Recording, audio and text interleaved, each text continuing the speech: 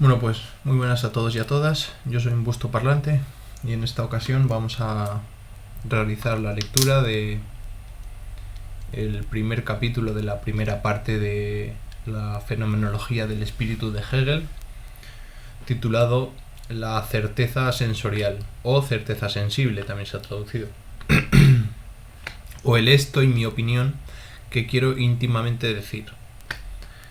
Bien, pues la fenomenología del espíritu es probablemente una de las obras más importantes de la historia de la filosofía, por lo que refiere a su tratamiento de su subtítulo, ¿no? O del título que iba a tener, ¿no? De la ciencia de la experiencia de la conciencia, es decir, de la percepción y de nuestro conocimiento acerca de lo que percibimos. Bueno, pues una obra fundamental en la historia y que pues teníamos que comentarla brevemente y leer algún pequeño fragmento de la misma. En castellano, tenemos dos ediciones. Esta de Fondo de Cultura Económica, que bueno, no está mal. No está mal. Pero bueno, podría estar mejor. Por cierto, ¿quién es el traductor de esta? Sí, Wenceslao Roces, con la colaboración de Ricardo Garra. Pero bueno, Wenceslao Roces es un traductor de Hegel bastante conocido, aunque yo pues supongo que recomendaré la edición cara, que es la edición de Abada. ¿Y quién es el traductor a todo esto de Abada? Antonio Gómez Ramos, ¿no? Sí, Antonio Gómez Ramos. Bueno, yo supongo que recomendaría la Abada porque, no sé, pues tiene más caché, entre comillas. Pero bueno, ambas os pueden servir igualmente os pueden servir de utilidad, obviamente. Así que nada, sin más, vamos a leer un poquito del primer capítulo y trataremos de explicarlo brevemente, ¿no? Dice así: la certeza sensorial o el esto y mi opinión que quiero íntimamente decir. El saber que de primeras o de modo inmediato es objeto nuestro no puede ser otro que aquel que es el mismo saber inmediato. Saber de lo inmediato o de lo que está siendo. Nosotros hemos de comportarnos de modo igualmente inmediato o receptivo. Esto es, no alterar en él nada de cómo se presente y mantener los conceptos alejados del acto de aprender. El contenido concreto de la certeza sensorial hace que ésta aparezca inmediatamente como el conocimiento más rico, más aún como un conocimiento de riqueza infinita, para la que no puede encontrarse ningún límite, ni cuando salimos al espacio y al tiempo, en tanto que es en ellos donde esa riqueza se expande, ni cuando tomando para nosotros un pedazo de esta plenitud, penetramos en su interior dividiéndolo. Dicho conocimiento aparece además como el conocimiento más de verdad, pues aún no ha eliminado nada del objeto, sino que lo tiene delante de sí, en toda su integridad. Pero, de hecho, esta certeza se revela a sí misma como la verdad más abstracta y más pobre. Lo único que dice de lo que sabe es esto. Es, y su verdad no contiene nada más que el ser de la cosa. La conciencia, por su parte, solo está en esta certeza como puro yo, o bien yo estoy aquí como puro este, y el objeto igualmente solo está como puro esto. Madre mía, me estoy echando algo de agua así, no puedo leer. Ya, me va a salir un gallo impresionante.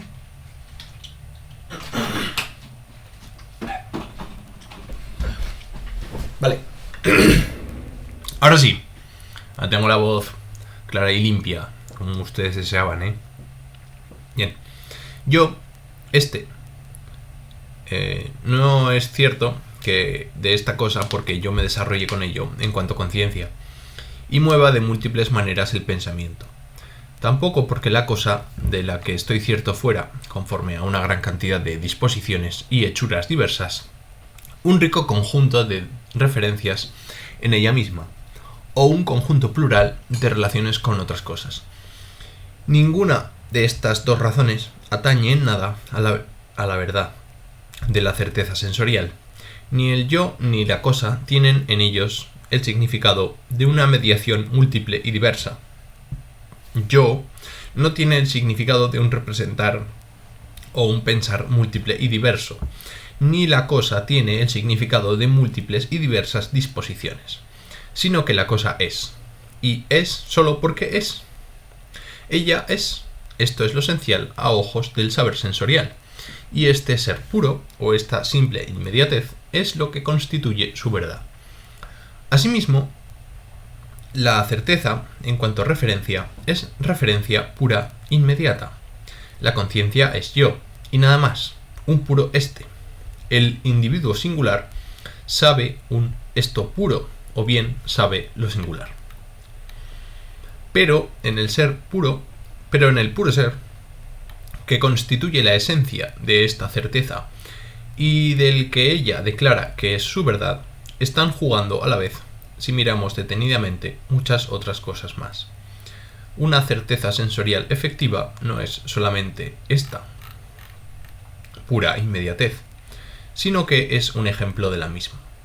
Entre las innumerables diferencias que concurren por aquí, encontramos por doquier la diversidad principal de que en ella, enseguida, caen del puro ser, y se separan los dos estos que hemos mencionado, un este en cuanto yo y un esto en cuanto objeto.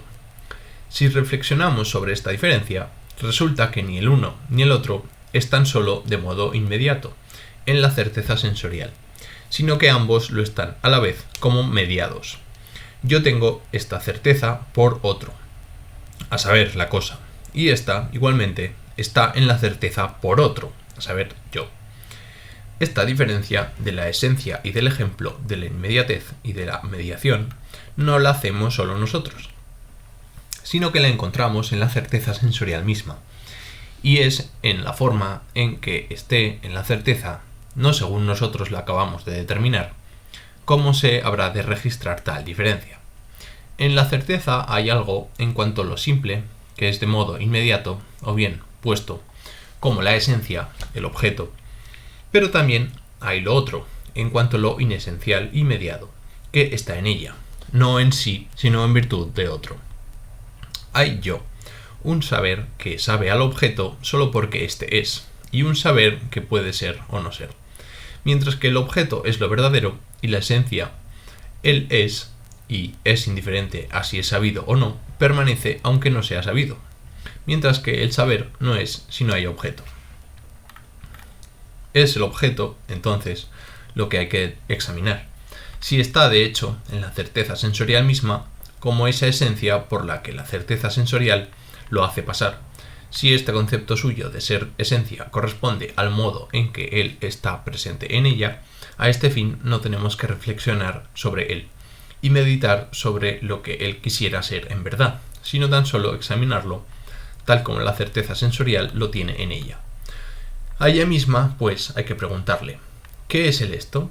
Si lo tomamos en la figura doble de su ser, como el ahora y como el aquí, la dialéctica que el esto conlleva adquiere una forma que será tan incomprensible como el esto mismo sea. A la pregunta ¿qué es el ahora? Respondemos. Por ejemplo, el ahora es la noche. Para examinar la verdad de esta certeza sensorial, bastará con un simple experimento. Apuntamos por escrito esta verdad. Una verdad no puede perder nada porque se la apunte por escrito, tanto menos porque la conservemos. Y si ahora a mediodía volvemos a mirar la verdad apuntada, tendremos que decir que se ha quedado insulsa. El ahora, que es noche, es conservado, es decir, se lo trata como aquello por lo que se lo hace pasar, como algo que es, pero se revela más bien como algo que no es. Por supuesto, el ahora se mantiene, pero como algo que no es de noche. De igual modo, frente al día que ahora es, se mantiene como algo que tampoco es día, o bien como algo negativo en general. Por eso, este ahora, que se mantiene, no es algo inmediato, sino algo mediado, pues, en cuanto que es algo que permanece y se mantiene, está determinado por esto. Que otra cosa, a saber, el día y la noche, no sean. Sin embargo, sigue siendo tan simple como antes. Ahora, y dentro de esta simplicidad, es indiferente a los ejemplos de los que se juegue con él. El día o la noche son su ser en tan poca medida como sea de día o de noche. A él no le afecta para nada este ser otro suyo. A una cosa así de simple, que es por la negación, que no es ni esto ni aquello, que es un no esto, o igualmente indiferente a ser aquello o esto. La denominamos universal. O sea, lo universal es de hecho lo verdadero de la certeza sensorial. Y como un universal pronunciamos también lo sensible.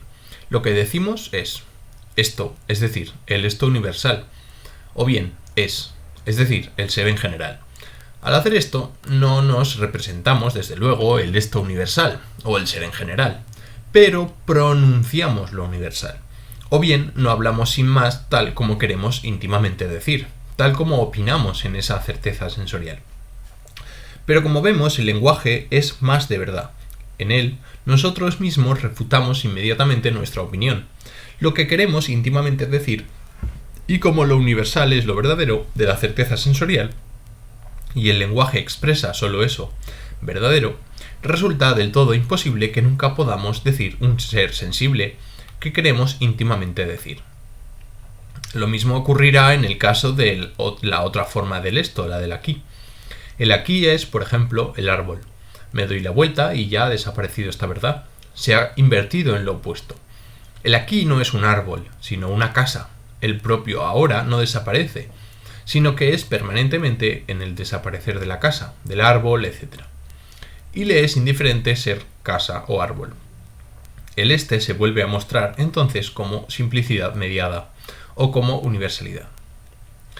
Así pues, a esta certeza sensorial, en tanto que muestra en ella misma lo universal como la verdad de su objeto, le queda el puro ser como su esencia, pero no como algo inmediato, sino como algo a lo que le es esencial la negación y la mediación. Esto es, no como aquello que queremos íntimamente decir con el ser, sino el ser con la determinación de ser la abstracción o lo universal puro. Y nuestra opinión, para la que lo verdadero de la certeza sensorial no es lo universal, queda así de más sola y superflua frente a este ahora, y aquí vacío e indiferente. Si comparamos la relación en la que entraron primero en escena el saber y el objeto con la relación de estos mismos, vienen a tener en este resultado. Resulta que se ha invertido. El objeto, que debía ser lo esencial, es ahora lo más inesencial de la certeza sensorial, pues lo universal que él ha llegado a ser no es ya tal como el objeto debiera ser esencialmente para la certeza sensorial, sino que ésta se halla ahora presente en lo opuesto, en el saber, que antes lo era inesencial. La verdad de la certeza sensorial está en el objeto, en tanto que es mi objeto, o bien en mi querer decir, el objeto es porque yo sé de él, con lo que la certeza sensorial ha sido ciertamente expulsada del objeto, pero no por ello ha quedado cancelada, sino que tan solo se la ha hecho retroceder hasta el yo. Está por ver lo que la experiencia nos muestra acerca de esta realidad suya.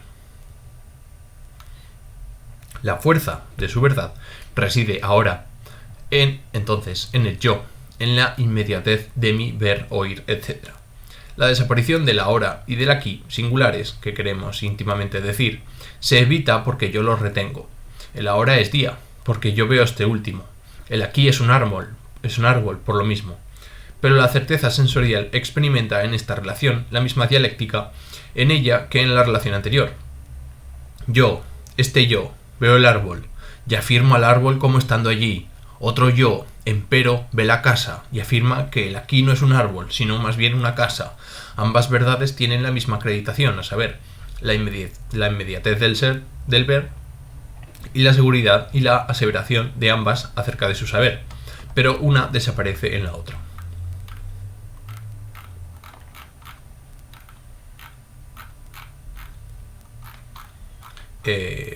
¿Seguimos o...? Hombre, lo que viene después es un poco importante. Pero ya se está haciendo como un poco largo, ¿no? sí. Deberíamos explicar y cerrar. Bueno, lo acaban de leer ustedes, que no cuesta nada. Bueno, Hegel cuesta un poquito, pero no pasa nada. Van despacito y se acabó. Vamos a ver. ¿Qué narices está contando Hegel aquí? La certeza sensible, es decir, la percepción pura y simple. ¿Dónde podemos...? Porque claro, la percepción pura y simple, ¿qué es? O sea, ¿qué implicaciones tiene? Tiene implicaciones del yo, de la conciencia que mira, es decir, del sujeto que está observando. Está implicado el objeto que está siendo visto. Y luego está implicado el saber, es decir, el conocimiento acerca de esa realidad que tenemos acerca del objeto percibido. En eso consiste el percibir sensorial, ¿no? De tener una certeza sensible, es decir, esto está aquí, ¿no? Y eso es verdad. Esto está aquí, eso es verdad. Siempre, porque claro, siempre hay algo aquí. Siempre nos vamos a encontrar con algo. O yo estoy así. Yo es que soy así. Siempre puedes decir eso para justificar cualquier cosa, ¿no? Pero que, claro, lo que está diciendo Hegel es, cuando utilizamos términos del lenguaje que son deícticos, ¿no? Un deíctico es un concepto que tiene una función de señalar, ¿no? Por ejemplo, aquí. Claro, aquí, definir aquí, es que todo el rato es aquí. Porque para mí todo el rato es aquí, aquí, aquí. A no ser que me refiera a algo que esté un poco más allá. Pero claro, ¿cuál es el límite entre el aquí, el ahí y el allí? O sea, son límites relativos. No hay un límite absoluto y objetivo que determine que a 2 metros deja de ser aquí y empieza a ser allí. Porque claro, a 2 metros ya es una unidad absoluta y objetiva que todo el mundo podría decir, sí, hasta a partir de 2 metros, si el objeto que nos estamos refiriendo está a más de 2 metros, ya es allí. Y si está a más de 8 es allí. Pero claro, esto no es así. Porque aquí cada uno lo utiliza pues como buenamente puede, ¿no? Y cuando tiene una cosa cerca, dice aquí, pero si está un poquito más lejos, dice allí. Pero digamos que estos límites son indeterminados. Y claro, al ser indeterminados, pues se trata de conceptos, los deícticos, como digo, que sirven para señalar en el momento concreto de la ejecución de la proposición. Es decir, son conceptos que solo tienen un valor, una determinación, vamos a decir, un valor, una determinación, un significado, si están conectados con un contexto concreto, ¿no? Entonces, ¿qué pasa? Que el contexto concreto va variando y sin embargo las palabras siguen siendo las mismas. Entonces, cuando nosotros utilizamos yo, esto, aquí y ahora, el yo, esto, aquí y ahora, que parece ser muy, muy, muy concreto a nivel lingüístico, no, a nivel conceptual, para la certeza sensible o para la certeza sensorial, pues resulta que acaba siendo universal y muy general y no concreto. Es decir, que pasa de ser considerado como verdadero y concreto a ser considerado como no falso, pero sí dudoso, vamos a decir confuso y abstracto, ¿no? Yo esto aquí y ahora, yo esto aquí y ahora, parece ser algo que es muy concreto, muy real, muy aquí, ¿dónde? Aquí, ¿y cuándo? Ahora. Pero claro, tú siempre vas a media hora después puedes decir, sí, es que estuvimos aquí y ahora estamos aquí y ahora están en el otro lado. Quiero decir, ¿cómo lo podemos explicar con otros términos que no sean... Con el ejemplo del... Sí, pues el ejemplo, ¿no? Del niño, ¿no? Supongamos que soltamos a un niño en la Facultad de Ciencias de la universidad. Lo soltamos ahí, ¿no? Lo dejamos. Y a la media hora volvemos. Y le decimos, ¿qué tal, Jaimito? Un niño de ¿cuántos años? Vamos a suponer que tiene 9, ¿no? Que todavía ya no es un niño, pero tampoco todavía es un adolescente, que está ahí a medio camino, ¿no? Bueno, bien, seguimos con el ejemplo. Soltamos a Jaimito de 9 años en medio de la Facultad de Ciencias y le decimos, bueno, ahora vengo a buscarte, Jaimito. Me voy a tomar un café a la cafetería, ¿no? Y entonces a la media hora volvemos. Y Jaimito pues ha tenido muchas experiencias sensibles dentro de la Facultad de Ciencias. De hecho, Jaimito es muy travieso y se ha colado en el laboratorio. Y entonces le decimos, Jaimito, ¿qué tal? ¿Qué has hecho? ¿Qué has visto? ¿No? ¿Qué es lo que te ha sucedido? Y entonces Jaimito, supuestamente, se pondría a decir, sí, pues yo, es que estaba aquí, y entonces me he ido para allí, y luego he dado una vuelta por allí, y he visto muchas cosas, muchas cosas, así unos vasos, unos grandes, otros pequeños, ¿no? Y dentro de los vasos había cosas, había agua de colores, ¿no? Y claro, y estaban allí todos, sí, vestían, no sé, unas batas blancas, grandes batas blancas, y iban con gafas, y hacían cosas así, allí hacían cosas así. Y entonces, estando yo allí, pues me he venido para aquí y ya, pues me has venido a buscar, ¿no? Es decir, que Jaimito de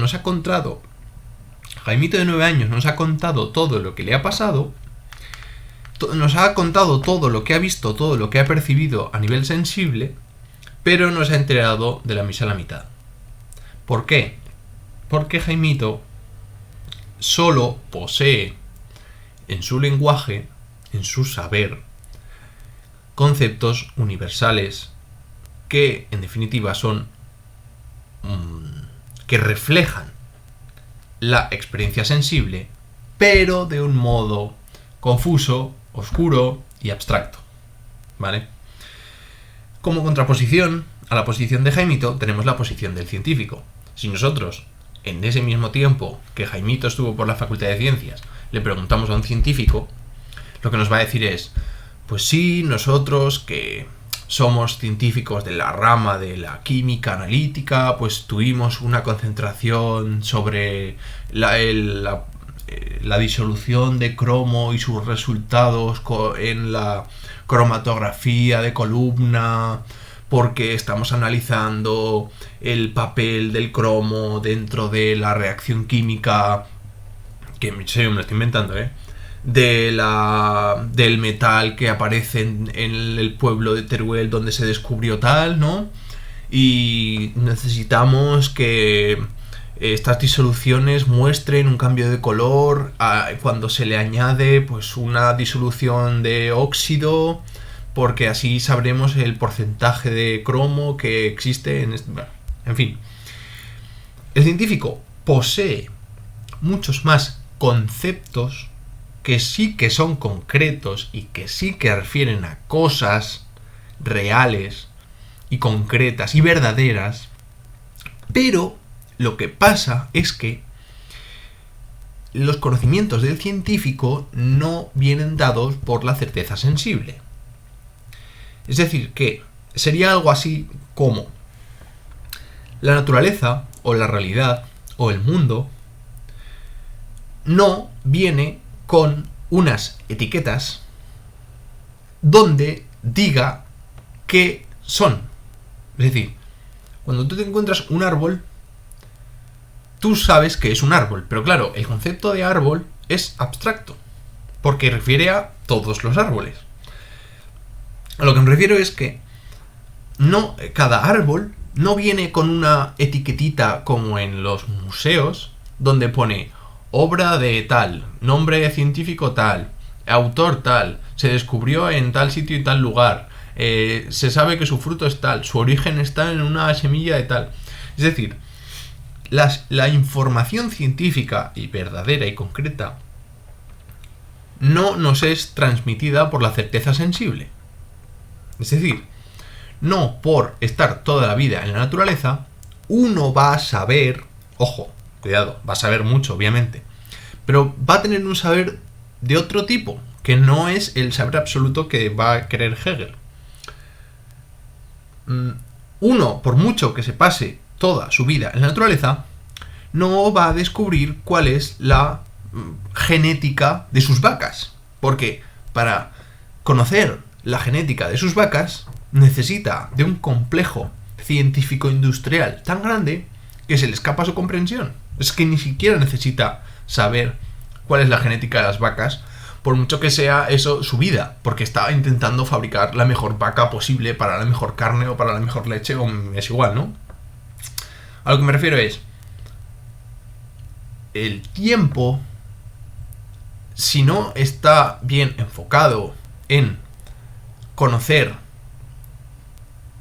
vía racional lo real, lo que nos va a dar es un conocimiento oscuro y confuso. Porque la percepción sensible no da conocimiento. Lo que da es información oscura, abstracta y confusa, ¿no? Porque el yo esto aquí y ahora de Jaimito, de 9 años, pues sí, es muy verdadero y muy concreto, pero solo en su contexto. Porque luego, pues se va a ir al parque y va a decir lo mismo, ¿no? Sí, en el parque estuve yo allí en el parque porque sí, había muchas plantas, muchos bichos. Sí, muchos bichos. ¿Pero qué bichos, Jaimito? O unos bichos volaban y otros no. Unos tenían patas y otros no. Bichos.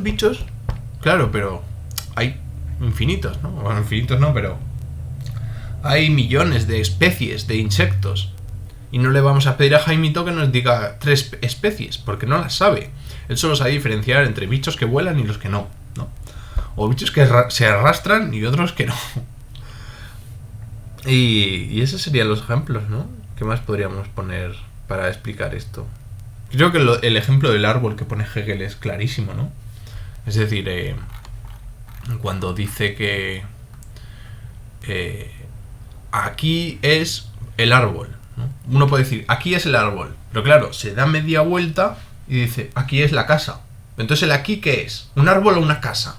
Pues claro, resulta que el aquí es un concepto universal, que tiene un significado en función de su simplicidad mediada.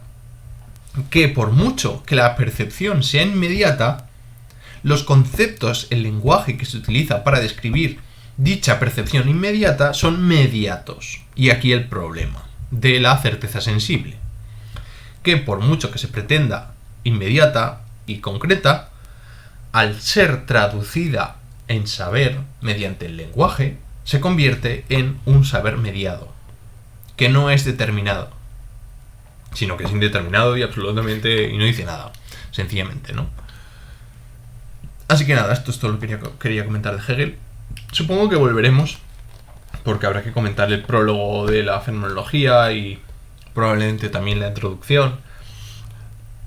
Hubiera sido interesante terminar el primer capítulo, pero bueno, yo lo digo, se lo pueden leer ustedes, que es el capítulo más accesible de la fenomenología.